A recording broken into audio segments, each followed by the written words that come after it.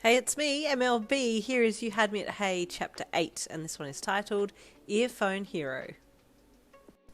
Another explosion rang out, and you furrowed your brows and thought, G flat? Then you turned to the classmate beside you. Hey, you called to them, catching their attention. Is it just me, or are these explosions tuned? I was thinking the same thing, the classmate replied. You were about to reply, but the teacher ordered everyone to follow her, and you quickly slipped out into the hall, following the student ahead of you. Walking fast, you tried to figure out what was going on from the sounds that you could hear. The faint screams from before were getting louder, and you could hear a shout every now and again before the tuned explosions burst. What the hell is going on? You thought as the building shook with another detonation. Just then a panicked upperclassman came flying around the corner towards your class. Don't come this way, she shouted in a panic. Go back, go back! Your teacher halted the class, and she addressed the upperclassman. What is going on? Can you tell me what is happening? She asked, grabbing the frightened girl by the shoulders and holding her steady. Someone's blowing up the school there!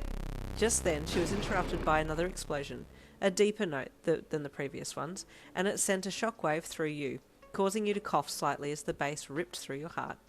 The upperclassman continued on with her explanation, but you missed bits of it because there were more shouts and another explosion this time, and it was higher pitched.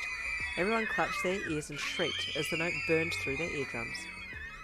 Oh, man, that hurt, you howled internally as you held your palms over your ears. Everyone, in here, the teacher yelled over the noise, ushering your class into a side room. You all raced inside, and the teacher instructed everyone to hide. You ran over to a large cello and ducked down behind it, another classmate hiding behind the drum set near you. Psst, you hissed to the classmate. She looked over at you. What's going on? I missed what the upperclassman said. Did you hear her? You yelled in a hushed tone. Some guy who used to go here got expelled and he's pissed and has come back for revenge? The classmate yelled back to you. Oh, heck, you replied in your hushed tone. What's he trying to do? Knock the building down or hurt people? You asked. Both, apparently, she replied with a grimace. That's not good, you whispered back. Just then you heard a loud voice in the hallway. I'm gonna blow this place to smithereens, they yelled, followed by another shout. B flat! What the heck? You half laughed internally. Who is this dick? Suddenly there was an explosion in B flat, and you jumped in shock as the note reverberated through you. Okay, that was closer that time. Is the guy just outside our room? You thought as you peeked out from behind the cello. You caught sight of a shadowy figure through the frosted glass of the window that viewed the hallway, and you watched the guy intently. I'll show you all, he screeched. E flat! You watched as he opened his mouth and a giant black note materialized in front of his mouth. The note then flew down the hall, out of sight, and then you heard an explosion in E flat. Oh, get it, you thought. His quirk is being able to call out notes and they actually form as a physical note, and then he propels them forwards, and when they hit something they explode musically. It's like a tuned grenade. As you pulled your head back behind the cello, you heard the classroom door open to where you and the rest of the class were hiding. Oh no, you gasped internally, looking over at the classmate who was hiding nearby you.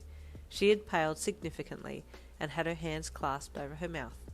You heard the guy cackle lowly and the hair on the back of your neck stood on end.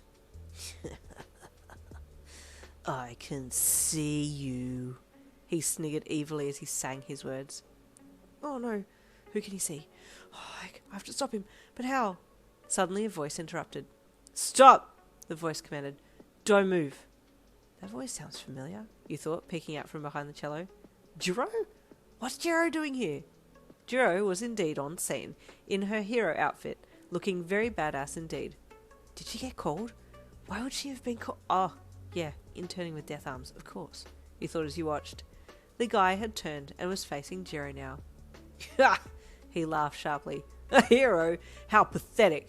Even now they still can't face me and deal with things themselves. They have to call in the experts, he said in a sarcastic voice with air quotation marks around the word expert.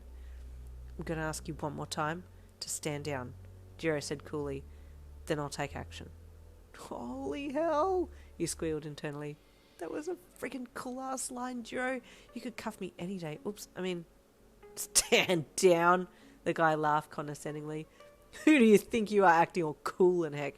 Don't make me laugh. You scowled. Screw you, asshole. Who do you think you are, coming in here throwing music bombs for no goddamn reason? You seethed internally, immediately triggered by this asshole who dared to make fun of the girl that you liked. You watched as Jirou plugged her ear jacks into the speakers on her legs and fire a round of shockwaves at the guy, the outer edges of her radius of attack catching the cello you were behind, and it shook violently. You gasped and grabbed onto it, but unfortunately it was on a one-way track to hitting the ground, and all of a sudden you were exposed. Oh no, you whispered as the guy, who was determined to wreck the school, turned to his left and saw you crouching on the floor. Jin? Jirou called in mortified surprise. Ha ha, a friend of yours? The guy yelled with villainous excitement as he turned to face you. C0, he shouted. A huge black note formed in front of his mouth and flew towards you. Yin, run! Jirou called loudly to you, and you jumped and then rolled out of the way as the music note smashed into the wall behind you, building a beat. The note exploded in the lowest C note on a piano, and the sound sent shockwaves into the room, the volume and depth of the note making it hard to breathe through the vibrations that it sent out. Jirou ran over to you and crouched down beside you. You okay? She asked in a highly concerned voice. I'm okay, you coughed. Stop that guy, though, you panted, trying to get your breath after that base attack, pointing to the guy in question.